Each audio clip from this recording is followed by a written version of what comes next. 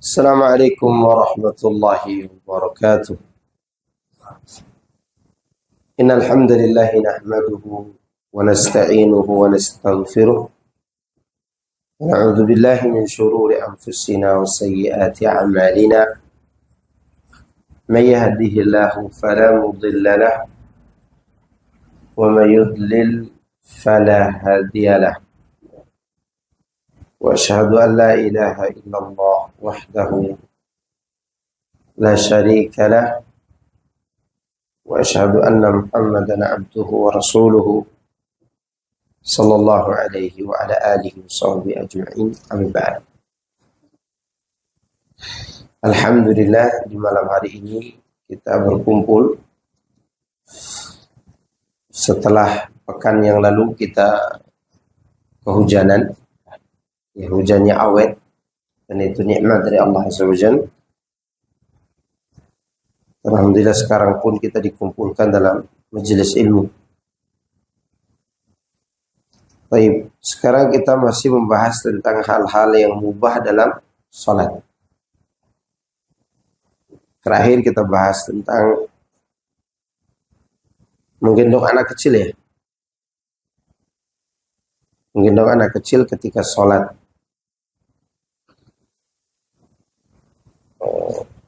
Kemudian kita juga sudah membahas tentang membunuh binatang yang berbahaya. Betul?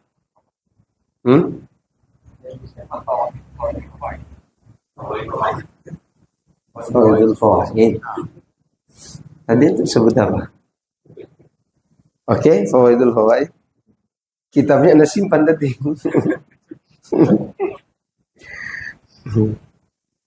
Ana baca Al-Wajiz tadi. Soalnya kalau masuk dua WA sekaligus, karena ada di tempat lain juga Al-Wajiz besok, tapi di The Besto. Mungkin yang Anda baca itu yang di The Besto tadi. Begitulah kalau sudah sibuk kayak gini. Masya Allah. Terakhir kita bahas di bab apa itu?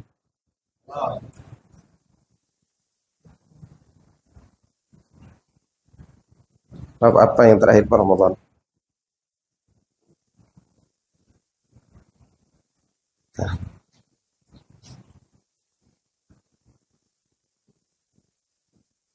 Fawaidul fawaid. Ya, pekan lalu fawaidul fawaid. Oh, seharusnya Al-Wajiz pekan yang lalu. Sekarang fawaidul fawaid. Oke, enggak apa-apa. Pasal ke-25. Sekarang pasal ke-26. Ya.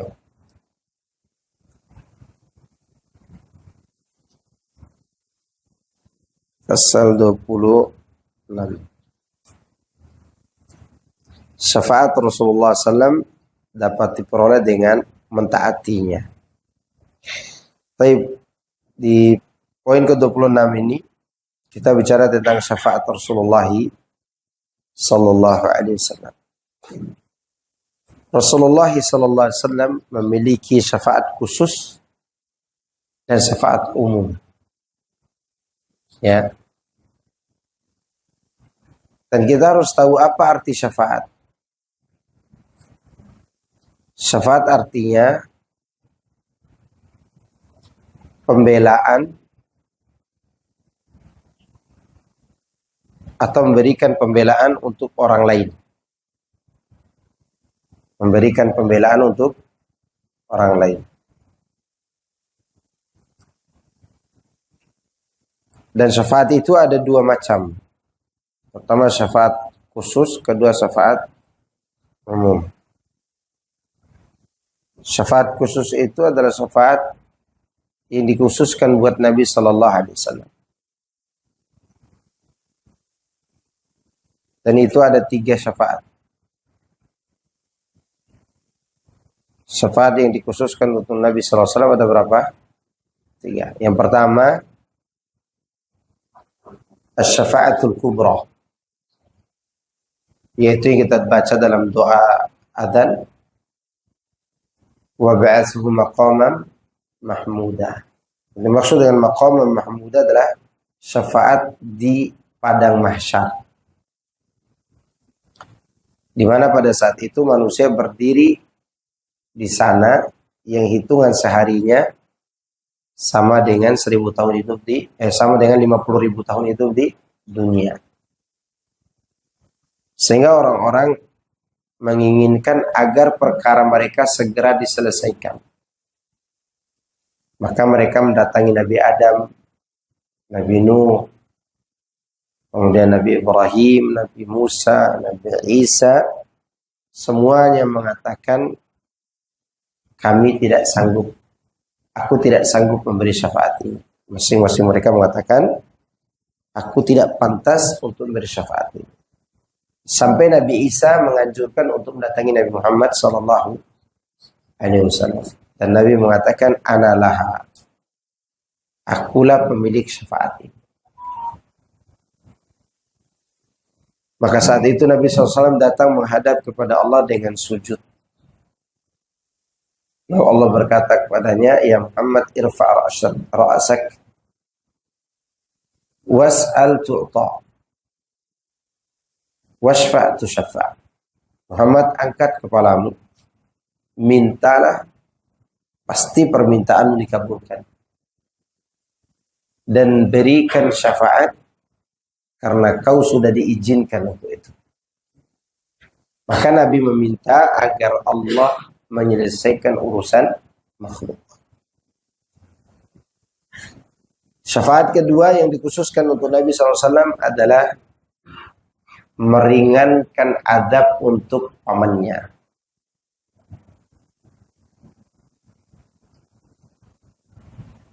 Di mana pamannya mati musyrik.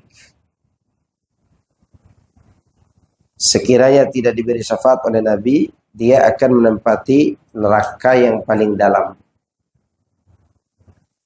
Maka akhirnya diringankan dengan cara dipakaikan bara api di kakinya, lalu mendidihlah otaknya untuk selama-lamanya.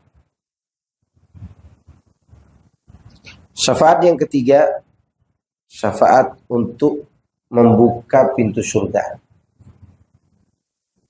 Karena tidak ada yang bisa membuka pintu surga itu kecuali siapa? Kecuali Rasulullah sallallahu alaihi wasallam.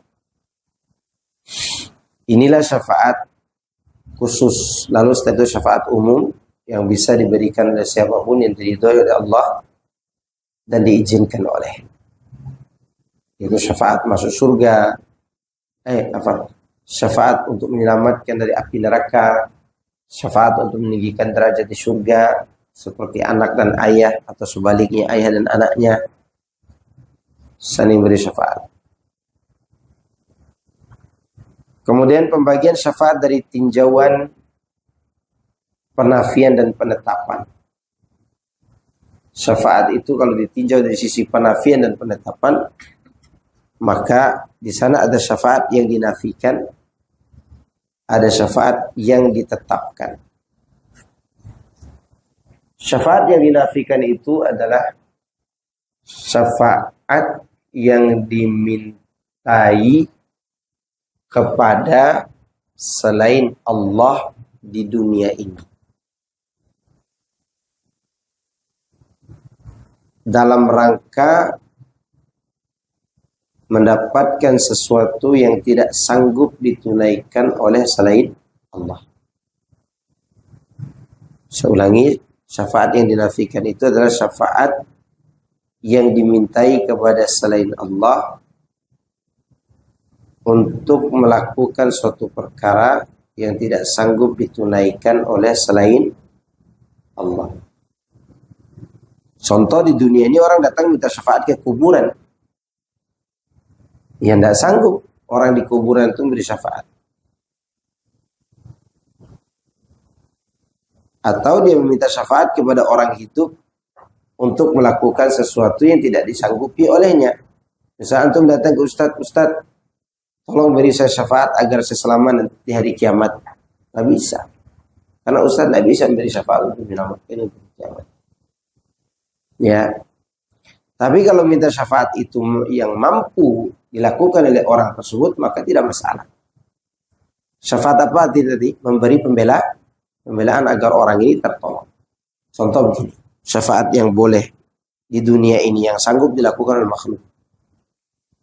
Antum punya anak, kepengen masuk pondok saya. Ternyata sudah penuh kuota santrinya.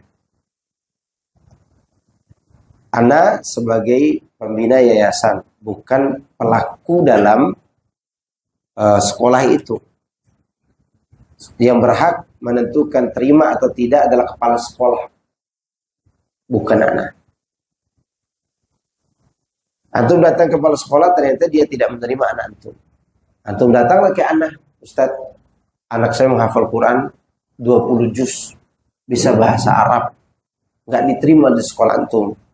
Tolong berikan pembelaan atau berikan apa? Tazkiyah agar anak saya masuk. Nah, saya datangi kepala sekolah. Kepala sekolah kalau ditimbang-timbang, ya anak bagus nih diterima. Nah, pembelaan anak itulah disebut apa? Syafaat. Ya, itu disebut syafaat yang mampu diberikan oleh makhluk. Boleh nggak itu di dunia? Boleh. Tapi meminta kepada orang di dunia ini untuk memberi syafaat di hari kiamat, itu tidak ada yang sanggup kecuali siapa? Izin Allah dan ridho. Dan untuk tahu kita diridhoi atau diizinkan oleh Allah kapan? Nanti di hari kiamat. Sekarang belum tahu kita. Siapa yang berhak memberi syafaat itu nanti di hari kiamat? Jelas nggak di sini perbedaan? Maka ini syafaat yang dinafikan. Adapun syafaat yang ditetapkan di hari kiamat nanti, yaitu syafaat yang Allah berikan kepada orang yang diridhoi oleh Allah perkataan dan perbuatannya. Syafaat yang diminta kepada Allah, ya, syafaat yang diminta kepada Allah Subhanahu Wa Taala. Dan orang yang diizinkan memberi syafaat dimuliakan dengan syafaat itu. Seantum diberi izin oleh Allah, kamu beri syafaat kepada fulan, antum mulia dengan itu. Dan yang mendapat syafaat dari antum adalah orang yang diridhoi oleh Allah perkataan dan perbuatannya. Gitu. Artinya dia tidak berbuat syirik kepada Allah Azza wa Jalla. Gitu. Baik. Ketika Rasulullah SAW memperlihatkan totalitas kebutuhannya hanya kepada Allah, maka dia pun menjadikan semua makhluk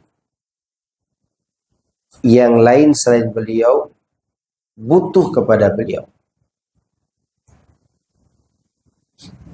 baik di dunia maupun akhirat. Perhatikan ya. Nabi SAW orang yang menyempurnakan rasa butuhnya kepada Allah, sehingga orang lain pun merasa butuh kepada beliau. Di dunia, yaitu butuh mencontohi beliau.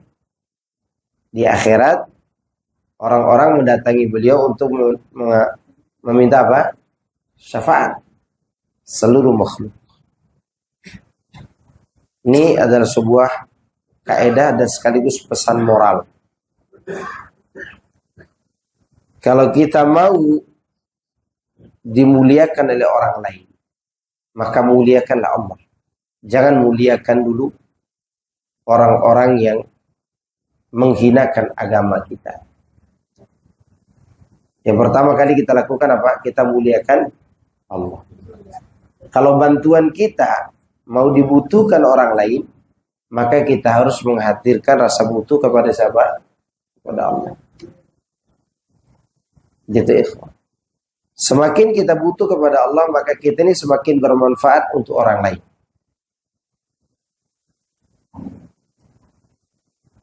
Demikianlah yang didapatkan oleh Rasulullah SAW. Kebutuhan manusia kepada Nabi SAW di dunia lebih besar daripada kebutuhan makan dan minum. Serta bernapas. Meskipun semua itu adalah penopang kehidupan jasmani mereka. Makan, minum, bernapas, penopang jasmani kita. Dan kita sangat butuh kepada semua itu. Tapi kebutuhan kita kepada Nabi lebih daripada semua itu. Kenapa? Jawabannya kembali di poin pertama tadi. Karena beliau sangat menampakkan kefakiran di hadapan siapa? Allah. Maka kita jangan merengek-rengek pada manusia. Kalau kita susah, pertama kali kita lakukan adalah meminta kepada Allah dan butuh kepadanya.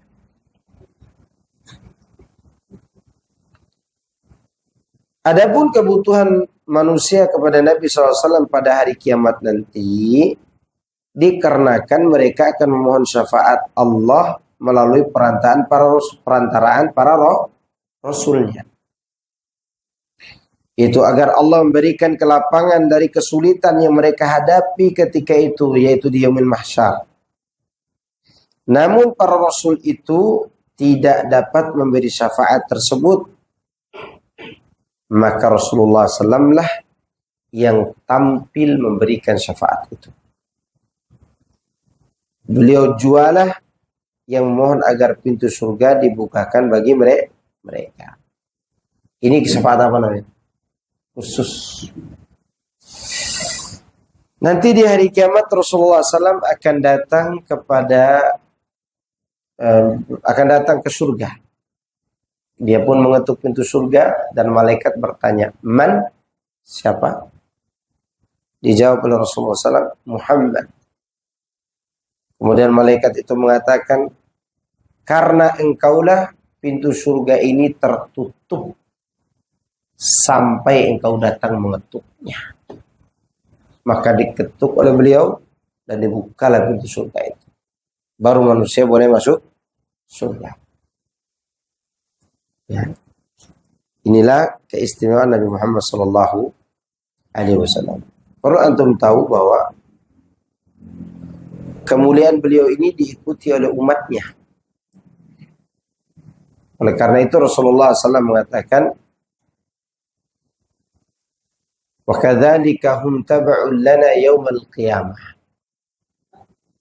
Nahnu al-akhiruna min ahli dunya, al-awwaluna yaumal qiyamah."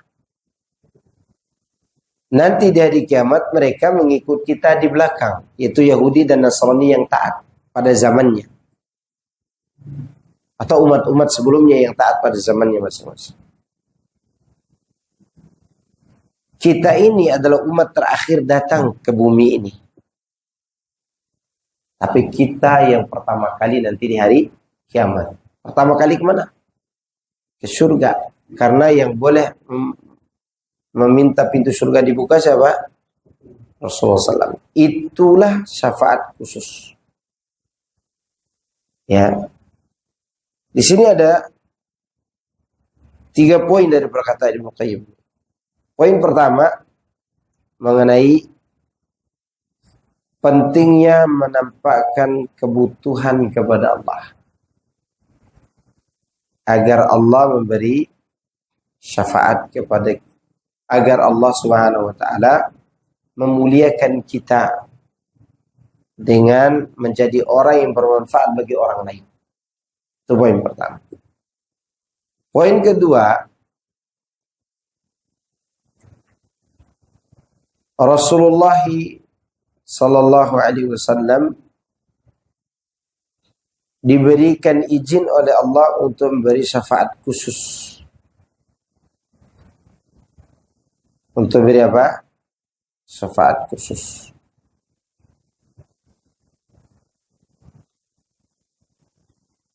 Yang ketiga, keutamaan Rasulullah SAW dan umatnya, di mana mereka datang terakhir, tapi di hari kiamat menjadi umat pertama masuk surga.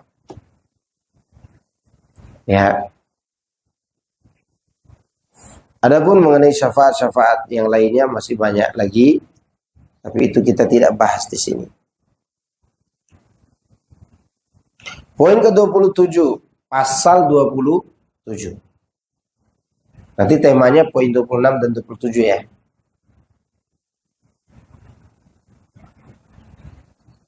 Sabatul mu'min 'indal maut. Keteguhan orang-orang yang beriman ketika menghadapi al-maut, kematian. Kematian itu, ikhwan fillah azakumullah, sebagian ahli ilmu mengartikan, diambil dari kata mata yamutu mautun, yang artinya intiqalur ruh min alam ila alam. Maut itu diambil dari kata mata yamutu, yang artinya berpindahnya ruh dari satu alam ke alam lain. Itu arti daripada apa? Al-maut.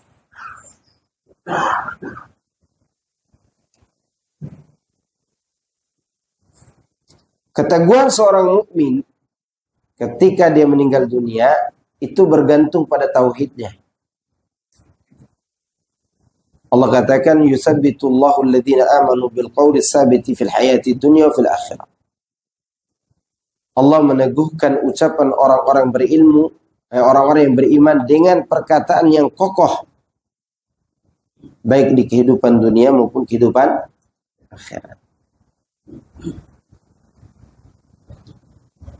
Syahadah atau persaksian ketika menghadapi kematian, yaitu menyaksikan la ilaha illallah, bahwasanya tidak ada yang berhak diibadahi dengan benar kecuali Allah, sangat berpengaruh besar dalam menghapus dan menggugurkan dosa-dosa hamba. Ya. Jadi kalau seorang meninggal dunia dan mengucapkan kalimat ini, pengaruhnya adalah dosa-dosanya digugurkan dan dihapuskan saat itu.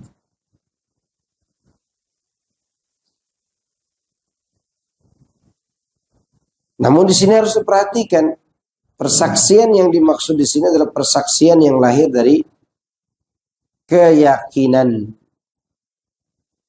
dan juga ilmu mengenai maknanya.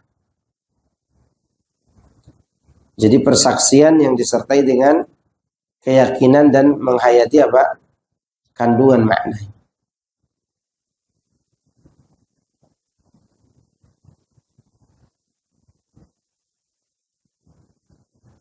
Kalimat yang diyakini maknanya dan dipahami itu muncul setelah semua dorongan syahwat dimatikan dan kejahatan nafsu ditundukkan. Meski sebelumnya nafsu itu selalu membangkang dan durhaka. Nafsu itu kini patuh setelah sempat berpaling, lantas menjadi hina setelah kepongahannya atau kesombongannya sirna. Itulah fungsi daripada bersaksi dengan penuh keyakinan dan renungan yang dalam. Itu akan menjadikan pelakunya terhapus kesalahannya. Ya.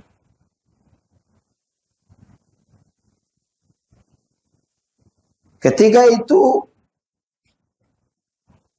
kerakusan hamba terhadap dunia dan segala keindahannya juga terlepas darinya. Ia tunduk serendah-rendahnya di hadapan Rabb semesta alam, pencipta dan penguasa yang benar, dalam keadaan sangat membutuhkan pengampunan dan rahmatnya. Kita ketika meninggal dunia, kita butuh apa? Ampunan dan rahmat. Dan yang bisa menyajikan itu adalah persaksian kita yang disertai dengan keyakinan dan kedalaman ilmu tentangnya.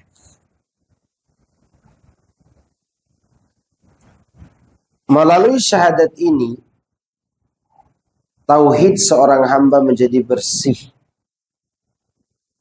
Karena pintu-pintu kesyirikan dan hal-hal yang merusak tauhidnya telah terlepas darinya. Sehingga segala pertentangan batin yang menggoyahkan tauhidnya selama ini hilang darinya. Dengan kemurnian tauhid ini, keinginannya hanya terfokus pada zat yang diyakini akan ia datangi dan sebagai satu-satunya tempat kembali. Ini otomatis. Seorang kalau tauhidnya bersih, keyakinannya kuat, maka dia akan berlepas diri dari pikiran-pikiran yang menyibukkan hatinya. Dan dia akan fokuskan untuk memikirkan bagaimana cara berjumpa dengan Allah nanti di yaumil qiyamah.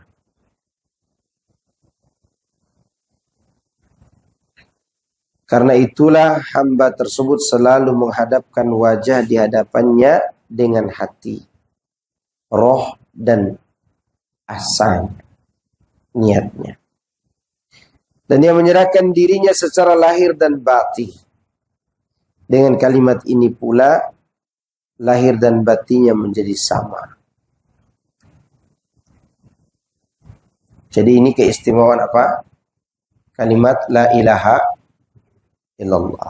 Dan sangat istimewa. Maka kita keliru ikhwan, meremehkan masalah ini.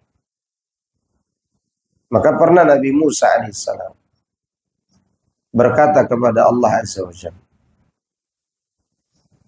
Ya Rabbi, alimni syai'an adhkuruka wa ad'uka bihi. Qul ya Musa la ilaha illallah. Qala ya Rabbi kullu ibadika yaquluna hadha. Qala ya Musa law anna samawati as-sab'a wa 'amirahunna ghairi wal ardina as-sab'a fi kiffatin wa la ilaha illallah fi kiffah malat bihinna la ilaha illallah. Kata Nabi Musa alaihissalam, wahai Rabbku, ajarkan kepadaku sesuatu yang aku dapat berzikir dan berdoa kepadamu dengan sesuatu tersebut. Kata Allah, wahai Musa, ucapkan la ilaha illallah. Kata Nabi Musa, ya Rabbi, semua hambamu bisa mengucapkan itu. Artinya Musa ingin mendapatkan kalimat yang lain selain itu. Lalu Allah berkata, wahai Musa, andaikan 7 lapis langit beserta penghuni yang ada di atasnya, selain diriku, 7 lapis langit dan penghuninya selain Allah, serta 7 lapis bumi diletakkan di satu timbangan, lalu la ilaha illallah diletakkan di timbangan yang lain, maka kata Nabi, malat bihinna la ilaha illallah. Maka la ilaha illallah lebih kuat daripada 7 lapis langit dan bumi beserta penghuni. Saking besarnya kalimat ini.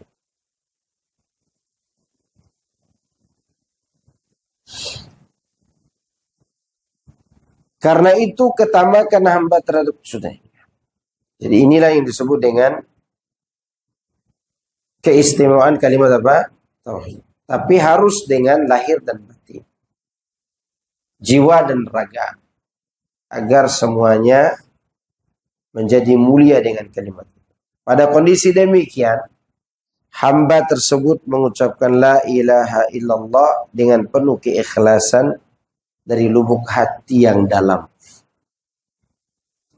Hati yang telah terlepas dari segala ikatan dan perhatian kepada selain Allah. Dengan ucapan ini semua urusan duniawi pergi meninggalkan hati hamba tersebut. Dan ia pun telah siap-siap menghadap Rabb-Nya. Kobaran api syahwatnya telah padam. Hatinya terfokus pada urusan akhirat yang sudah berada di pelupuk matanya. Sementara itu dunia ditinggalkan jauh di belakangnya. Itulah kondisi orang yang meninggal dunia. Ya.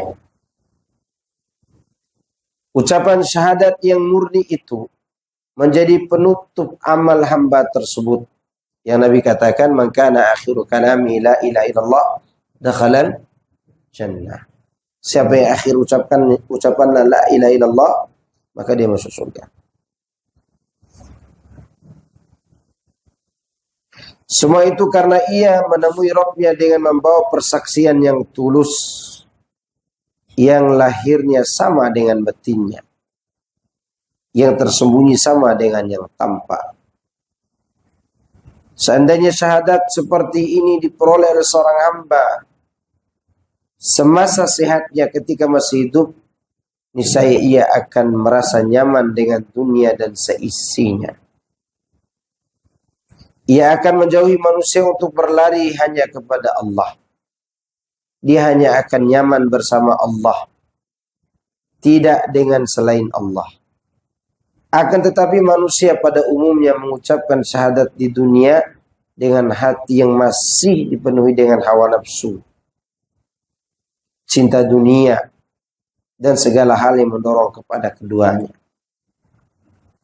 Dia bersyahadat dengan jiwa yang masih disesaki oleh tuntutan duniawi dan orientasi pada selain Allah. Mementingkan selain Allah. Padahal seandainya syahadat seorang ketika masih sehat benar-benar murni seperti ketika ia menghadapi kematian, niscaya syahadatnya itu akan memberikan berita dan kehidupan yang sama sekali berbeda dengan kondisi yang seperti binatang. Hanya kepada Allah kita mohon pertolongan. Jadi seorang ketika dia meninggal dunia, ikhwan, syahadatnya itu tulus.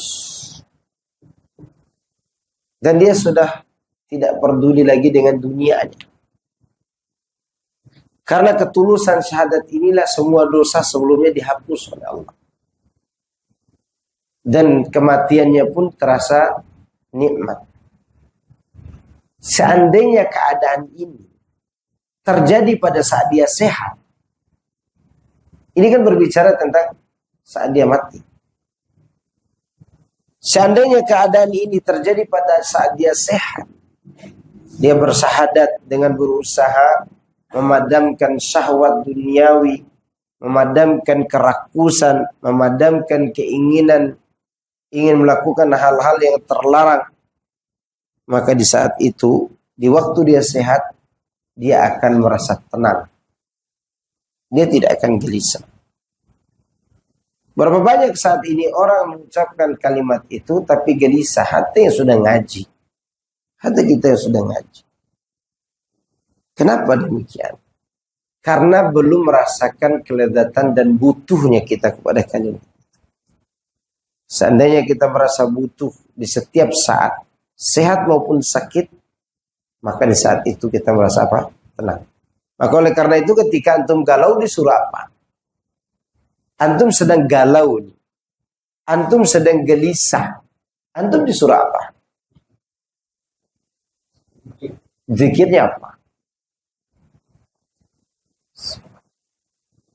La ilaha illallahul azimul Halim. La ilaha illallah rabbul arshil azim. La ilaha illallah rabbus samawati wa rabbul ardi wa rabbul arshil karim. Ada orang bertanya kepada saya, Ustaz, saya sudah ucapkan zikir itu tapi tidak tenang-tenang.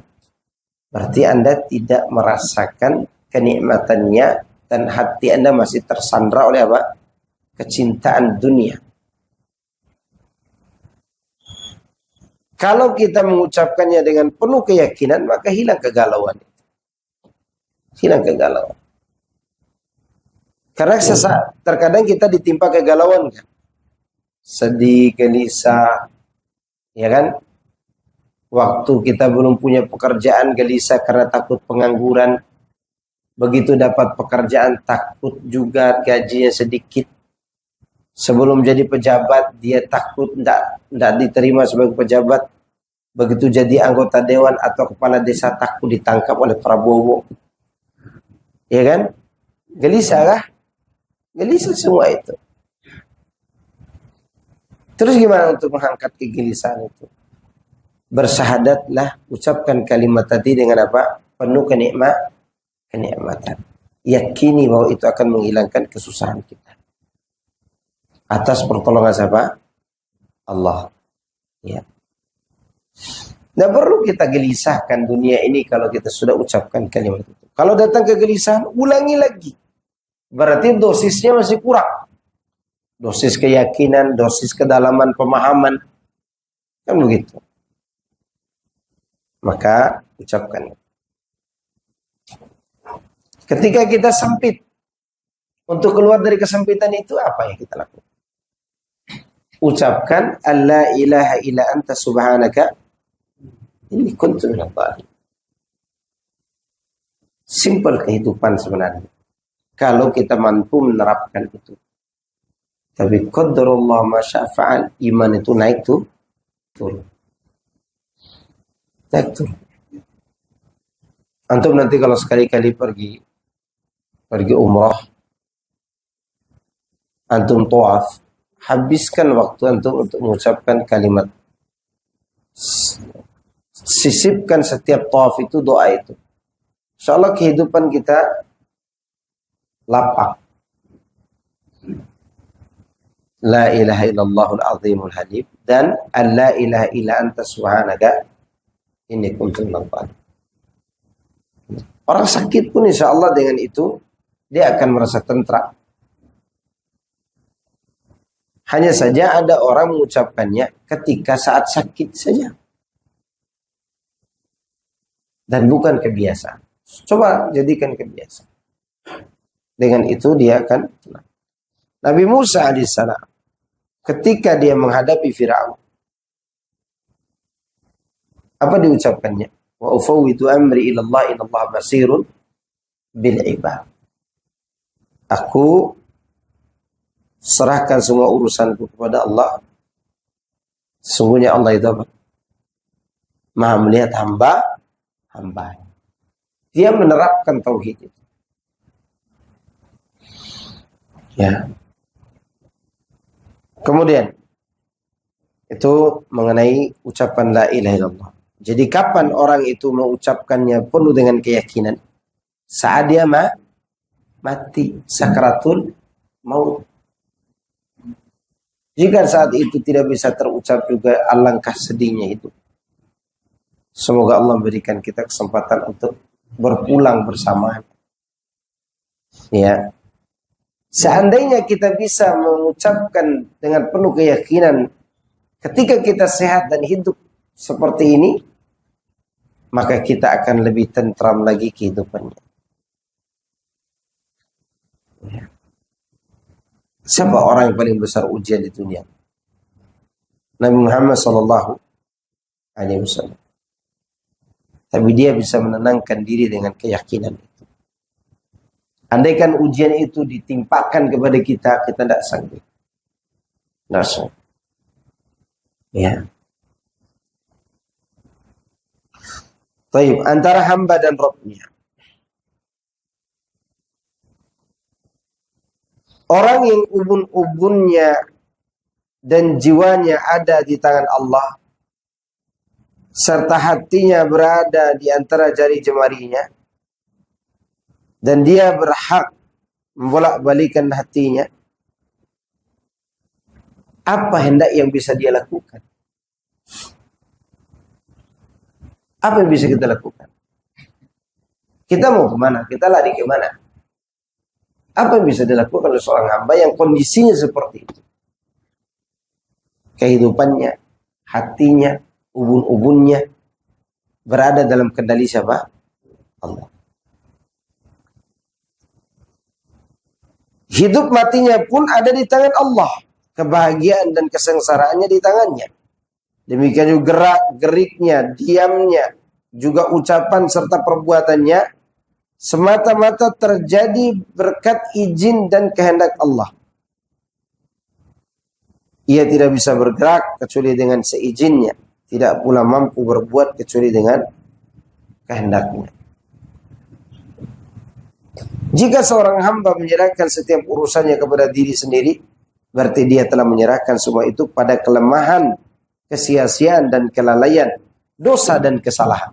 Jadi begini, maksudnya Ibnu Qayyim di sini, seorang hamba, dia berada di bawah kendali Allah. Lalu, dia berusaha berpaling dari Allah Azza wa Jalla dengan cara apa? Aku bisa, gitu kata dia. Aku bisa sendiri kok. Aku bisa melakukan ini dan itu. Orang seperti ini orang bodoh. Dia menyerahkan dirinya pada kelemahan, ketidakberdayaan. Makanya oleh karena itu Nabi SAW ketika diuji dengan puncak ujian. Tahun 10 kenabian itu puncak ujian. 3 tahun sebelum hijrah. Khadijah meninggal. Abu Thalib meninggal. Diusir ke Taif. Di Taif dilempar pakai batu. Dikata-katain. Dia balik lagi dari Taif. Tidak tahu arah kemana. Sampai masuk ke kebun anggur musuhnya. Ya. Dan dia duduk di situ. Sambil mengatakan, Allahumma in ilaika ashku da'fa quwwati. Wa qillata hilati. Wa hawani ala nas. Ya Allah. Hanya kepada Engkau aku serahkan kelemahan diriku dan ketidakberdayaanku dan hinanya aku di mata manusia. Ya Arhamar Rahimin, Anta Rabbi wa Rabbul Mustada'afin. Wahai Zat yang Maha Penyayang, Engkau Rabbku dan Rabbnya orang-orang yang lemah. Ila man takiluni, kemana kau akan menyerahkan aku? Ila ba'idin yatahajjamuni atau ila qaribin mallaktahu ilmi. Kau akan menyerahkan aku kepada musuh yang jauh sehingga mereka menyerang aku habis-habisan, atau engkau akan menyerahkan aku kepada musuh yang dekat yang menguasai perkaraku. Fa in lam yakun bika alayya ghadabun fala ubali walakin afiyataka awsa'uli. Sekiranya itu pun kau perlakukan kepadaku, tapi aku yakin kau tidak marah kepadaku, maka aku tidak peduli kalau begitu. Yang penting kau jangan marah kepadaku. Tapi ya Allah, rasa afiah darimu lebih luas kuharapkan. Itu seorang Nabi. Dalam kondisi seperti itu dia tetap menyerahkan diri kepada siapa? Kepada Allah Subhanahu wa ta'ala. Ya. Maka demikian seharusnya kita yang merasa kita dikuasai Allah, berada di bawah kendali Allah. Jangan bersikap bodoh menyerahkan urusan kita kepada diri kita dan pekerjaan kita. Itu namanya sikap apa? Bodoh. Kita akan lemah. Ya. Bahkan ketika kita mendidik anak-anak kita, kita katakan aku mampu otoriter kepada anak-anakku. Jangan. Kita katakan kita hanya menunaikan kewajiban yang sanggup mengurus diri kita dan keluarga kita siapa? Allah SWT. Ya. Maka ada terjadi pada Fudail bin Iyad radhiyallahu anhu. Dia punya anak tidak nurut. Fudail ini seorang qadhi, ulama besar. Yang kalau dia berfatwa pada satu orang atau satu komunitas, itu fatwanya tidak boleh ditolak, wajib diamalkan. Karena dia qadhi. Beda dengan fatwa para mufti yang bukan qadhi. Ya boleh dipertimbangkan. Ya karena mungkin masih ada perselisihan. Tapi seorang qadhi, kalau dia berfatwa untuk antum, ini antum tidak boleh. Antum harus diginikan. Maka wajib diterapkan ucapan dia. Inilah Fudail bin Iyad. Anaknya tidak nurut. Apa dia katakan kepada Allah? Ya Allah, aku sudah mendidik anak, maka aku serahkan pendidikan adab itu kepada Engkau.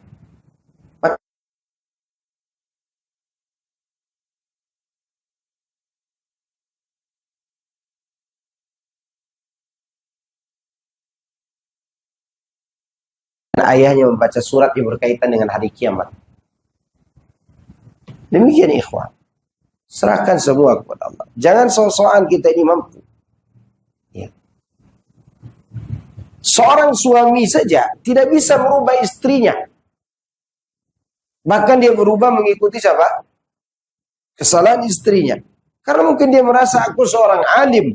Aku bisa merubah seorang wanita. Enggak ikhwan, tak bisa. Jangan pernah pede kita ini. Oleh karena itulah kita berharap semoga Allah Subhanahu wa taala mengurus urusan kita dalam kebaikan dan keberkahan.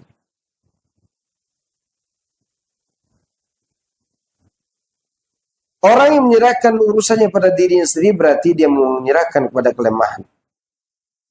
Jika dia menyerahkan semuanya kepada sesama makhluk yang lain selain dirinya, berarti dia telah menyerahkan pada sesuatu yang tidak dapat memberinya bahaya maupun manfaat. Tadi dia serahkan pada dirinya, sekarang dia serahkan kepada orang lain selain Allah. Ya. Kematian maupun kehidupan, dan yang tidak mampu untuk membangkit, orang tersebut tidak mampu mendatangkan kematian, tidak pula menghidupkan, tidak pula mampu membangkitkan segala yang sudah mati. Ya, seperti orang-orang yang datang ke kuburan, meminta ke pohon-pohonan, minta surga kepada mereka, syafaat kepada mereka, tidak sanggup mereka. Apabila Allah membiarkan hamba itu pada kondisi demikian, niscaya ia akan dikuasai oleh musuhnya itu syaitan dan dijadikan tawanan setan. Ya, tawanan siapa? Setan, ikhwan. Ni'adzubillah. Maka jelas sekali bahwa seorang hamba tidak dapat terlepas dari Allah walau sekejap mata. Sekejap mata kita tidak sanggup. Maka kalau antum mau hidupnya enak, tenang, setiap saat jangan lupa kepada Allah dan berzikir. Bahkan di dalam Al-Quran Allah mensifati laki-laki sejati dan disebut sebagai laki-laki adalah orang yang selalu ingat kepada Allah.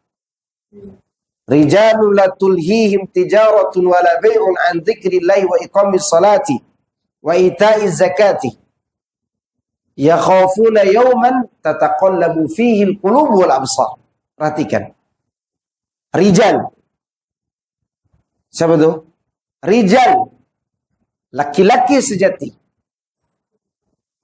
Tingkat pujian tertinggi sebagai laki-laki. Antum ini laki-laki. Tapi kalau belum menempati kedudukan ini, belum dianggap laki-laki sejati. Yaitu rijal yang mereka tidak ditipu atau dilalaikan oleh perdagangan dan jual beli dari mengingat Allah. Mendirikan salat dan menunaikan zakat. Ini poin pertama. Poin kedua, mereka takut kepada hari, pada suatu hari di mana mata dan hati menjadi terbelalak karena. Ya, itulah laki-laki terbaik. Maka oleh karena itulah kita senantiasa mengingat Allah, bersandar kepada Allah Subhanahu wa taala. Kefakiran hakikilah yang membuat setiap hamba amat membutuhkan Allah. Ironinya, hamba selalu menyalahi aturan Allah dan berpaling darinya. Ini yang menjadi masalah. Kita selalu menyalahi peraturan Allah. Ya, berbuat maksiat, berbuat bid'ah, berbuat syirik. Ya.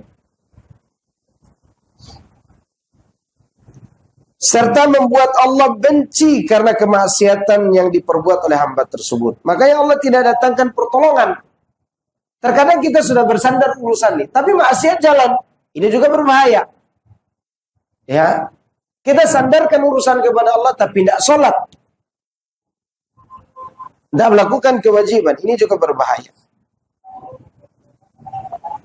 Meskipun pada hakikatnya setiap hamba benar-benar butuh kepada Allah dan semua hal, tetapi ia tidak mengingatnya, bahkan melupakannya begitu saja. Ana yakin semua orang butuh kepada Allah, ya enggak? Butuh. Tapi kita ini sombong dan angkuh, padahal kita butuh, malah kita lupakan siapa? Allah. Itu masalah kita.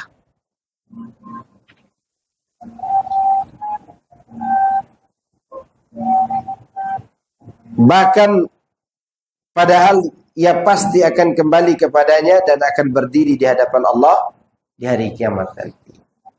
Jadi Ibnu Qayyim rahimahullah menyebutkan poin antara hamba dengan Tuhannya ini agar hamba ini sadar bahwa kemudahan untuk mendapatkan rahmat dan kelembutan Allah di saat kita wafat itu tergantung hubungan kita di saat kita lapang.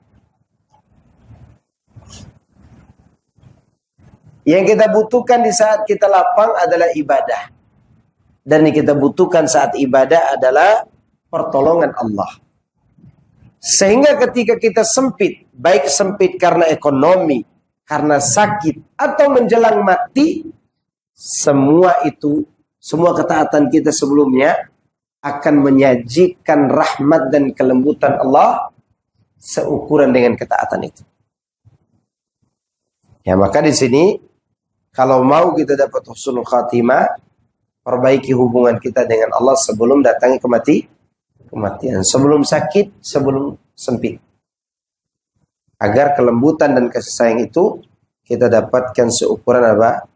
Besarnya pengorbanan kita dalam ketaatan. Tapi saya kira cukup. Insyaallah nanti kita akan bahas poin ke-28 berkaitan dengan penciptaan Nabi Adam. Ya. Nah, ada pertanyaan, silahkan. Fadhal. Dua pertanyaan. Yang pertama, saya pernah disebutkan bahwa orang kaya yang tanpa kesehatan itu 500 tahun di belakang masih besar daripada yang orang miskin yang sama. Iya. Tapi pertanyaannya adalah bukankah kaya masih bermanfaat di situ? Iya. Yang kedua adalah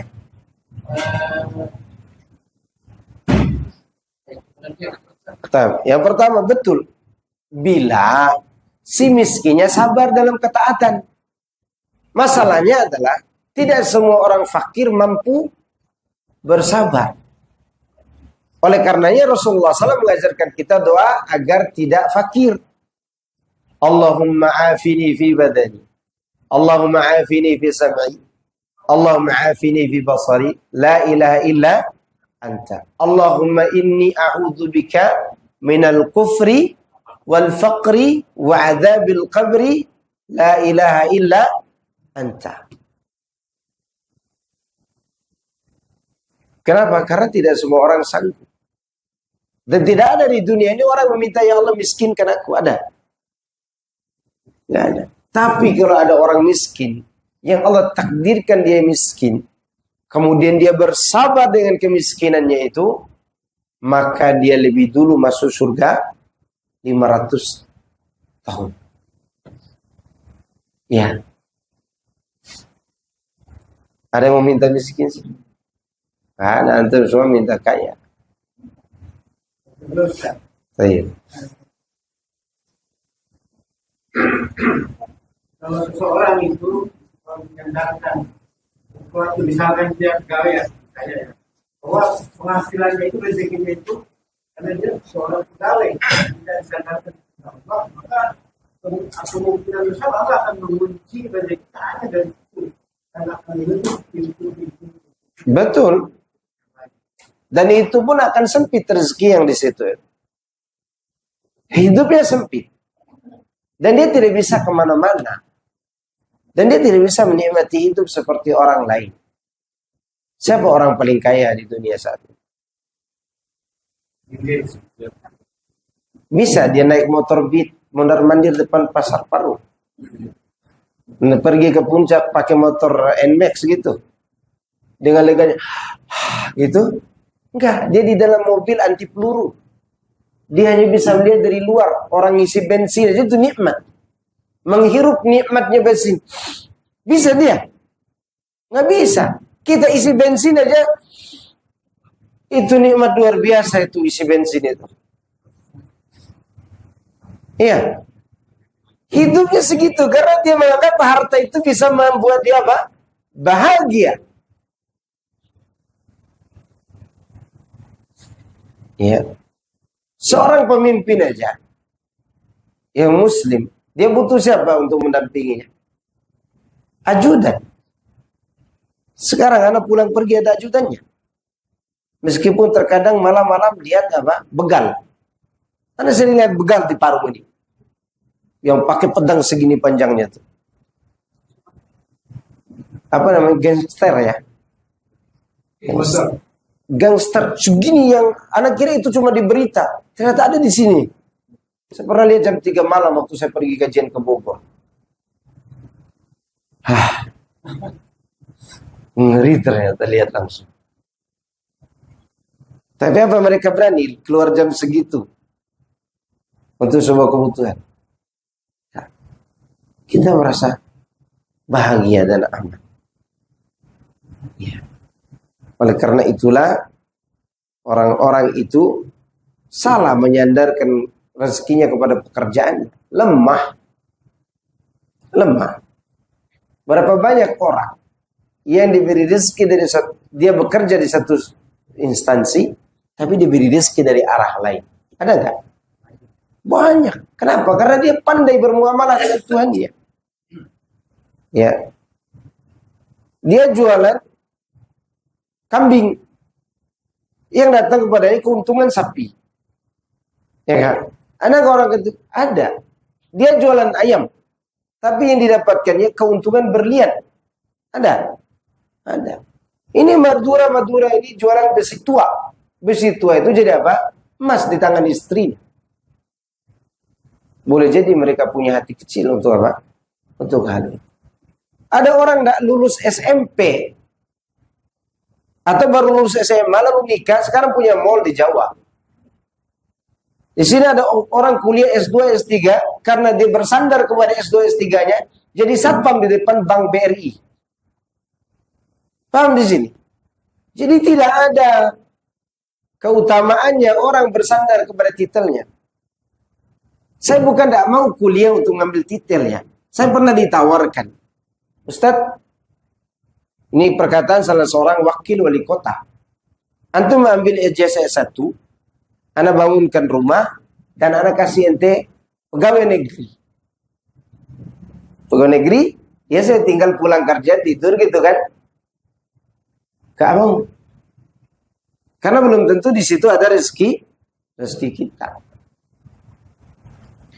Yang akhirnya bersandar kepada pekerjaan itu.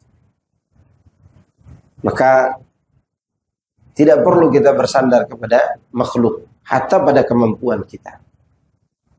Maka Nabi Sulaiman ketika singgasana Ratu Bilqis di hadapannya, apa dia katakan? Hadza min fadli Rabbi.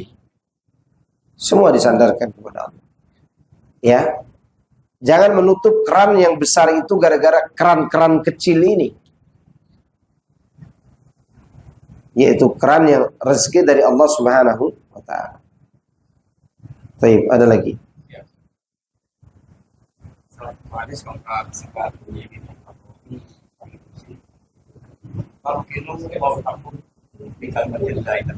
Bila ini bermanfaat kalau pada orang sudah berkoma. Manfaat. Ya, karena mayit itu dia sudah kehilangan penglihatan di dunia. Karena penglihatannya ke arah akhirat, gelapnya akhirat. Gelapnya kematian, afwan. Yang tersisa di dunia adalah pendengarannya. Maka masih bermanfaat talqinnya. Harapan kita dia mengucapkan. Jangan karena dendam sama seorang, nggak usah diletalkinkan, diam biar masuk neraka aja. Jangan begitu juga. Iya, jangan. Tetap kita harus berusaha untuk apa? Menyelamatkan dia. Nah, ada lagi. bisa sekitar bawah gitu. Tadi kan mankana akhir pada mata ini jalan jalan. Ini apa buat puasa Yakub pakai film baju? Dakhala. Pasti. Pasti. Ya pasti. Dakhala itu pasti. Karena dalam kaidah disebutkan oleh Syekh Muhammad bin Shalih Al-Utsaimin, kata kerja lampau bila digunakan untuk memaknai masa yang akan datang, itu memberi kepastian. Dakhala, kalau kita bahasakan niscaya, berarti pasti kan? Ya. Jelas? Ibu-ibu ada yang bertanya? Nggak ada ya? Ya. Subhanakallahumma wa bihamdika asyhadu an la ilaha illa anta astaghfiruka wa atubu ilaik. Assalamualaikum warahmatullahi wabarakatuh.